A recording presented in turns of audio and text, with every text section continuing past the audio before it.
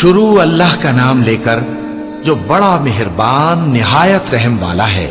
ابو لہب کے ہاتھ ٹوٹ گئے اور وہ خود ہلاک ہو گیا، نہ تو اس کا مال ہی اس کے کچھ کام آیا اور نہ وہ جو اس نے کمایا۔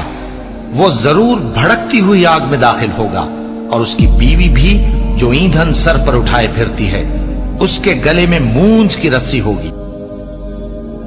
حضور کا چچا ابو لہب بدترین دشمن، اور اس کی بیوی ام جمیل بدترین دشمن، دونوں انتہائی خوبصورت انسان تھے۔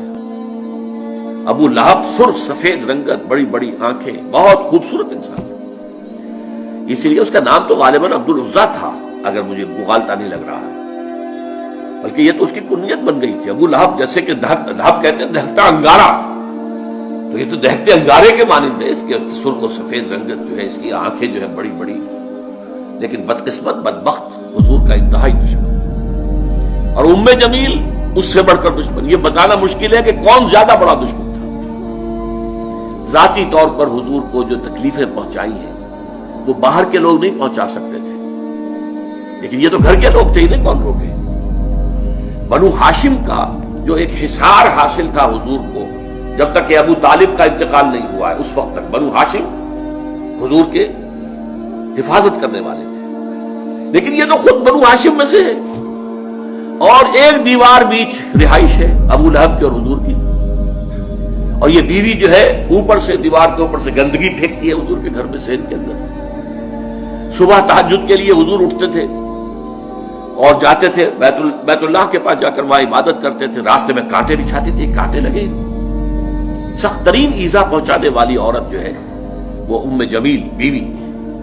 تو ان دونوں کا ذکر جو ہے ایک مکمل صورت میں، اس صورت کا درس اس وقت دینا مقصود نہیں ہے، صرف حوالہ مقصود تھا۔ تبت یدا ابی لہب وتب، یہ انتہائی گستاخانہ جملہ تھا جو کہ ابو لہب نے حضور کے شان میں استعمال کیا تھا۔ تبا لک لہذا جمعتنا، تمہارے لیے ہلاکت و بربادی ہو، تم نے ہمیں اس کام کے لیے جمع کیا تھا، ہم سمجھے تھے کوئی کام کی بات تم نے بتانی ہے، تم نے یہ ایک توحید کا ذکر شروع کر دیا۔ اس پر یہ آیت سورت اتری، تبت یدا ابی لہب، ہلاک ہو گئے، برباد ہو گئے، ٹوٹ گئے ہاتھ ابو لہب کے۔ یہ پیشن گوئی تھی، جو ٹوٹے ہیں پھر اس کے ہاتھ۔ حضور کو ذاتی طور پر تکلیف پہنچانے میں سب سے بڑا کام اس کا یہ تھا کہ اس کے دو بیٹوں کا رشتہ حضور کی دو صاحبزادیوں کے ساتھ طے تھا۔ اس نے اپنے دونوں بیٹوں سے کہا، بلکہ غالباً جہاں تک گمان ہے میرا نکاح ہو چکا تھا، وداعی رخصت نہیں ہوئی تھی، تو اس نے کہا دونوں بیٹوں جاؤ طلاق دے کر آؤ۔ وہ گئے اور بڑے ہی گستاخانہ انداز میں، توہین آمیز انداز میں جا کر حضور کے سامنے کھڑے ہو کر دونوں نے طلاق دی بیٹی۔ تو حضور نے صلی اللہ علیہ وسلم بد دعا دی، اے اللہ اپنے کتوں میں سے دو کتوں کو ان پر مسلط کر دے، اور وہ ہلاک ہوئے، برباد ہوئے۔ ایک تو اس طریقے سے برباد ہوا کہ ایک شیر نے اسے چیر پھاڑ کر کھا لیا، اسے خوف تھا، ایک قافلہ لے کر گیا ہوا تھا، اور اسے رات کو وہ یہ کرتا تھا کہ اپنے ارد گرد جو ہے وہ الاؤ آگ کا جلاتا تھا، اس کے درمیان میں سوتا تھا۔ شیر آیا ہے، چھلانگ لگا کر اندر گیا، اس کو چیر پھاڑ کے رکھ دیا۔ حضور کی بد دعا تھی، حضور کو ذاتی رنج پہنچا۔ یہ جو مجلسی معاملات ہوتے ہیں، بیٹیوں کو طلاق دے دینا، یہ ظاہر بات ہے کہ بہت تکلیف دہ چیزیں ہوتی ہیں۔ بہرحال اس کے لیے فرمایا تبت یدا ابی لہب وتب ما اغنی عنہ مالہ وما کسب، اس کے ہرگز کام نہیں آئے گا اس کا مال اور جو کمائی اس نے کی ہوئی ہے، جو مال کمایا ہوا ہے۔